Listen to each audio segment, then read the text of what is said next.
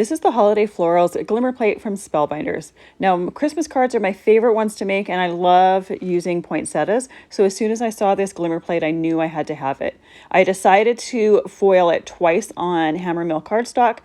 I'm using my Spellbinders glimmer machine to foil, and then I'm using my Sizzix Big Shot in order to apply the pressure. For hot foiling, you need to use heat as well as pressure in order for it to work. So I did it the one time, and then I moved the plates and did it a second time just to get a full background. But it's not necessary to do it twice. You could just do it once and have a floral in one of your corners. I love the way this floral is designed because you could do it as a horizontal card or a vertical card, and it just gives you so many more options. I always like to foil the negative part too, so I also did that off screen. And then I used some distress inks to color in my images using some detail blending brushes.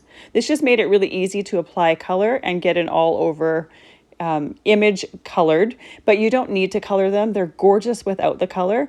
After I did all the coloring, I actually applied some glossy accents as well as some Nouveau drops just to add a little bit more dimension to it. And then once done that, I foiled the sentiment from this set to apply to the front of the card. And then I wanted to give it a little bit of extra dimension, so I added some die cuts to it. These aren't absolutely necessary. This hot foiled image is gorgeous on its own.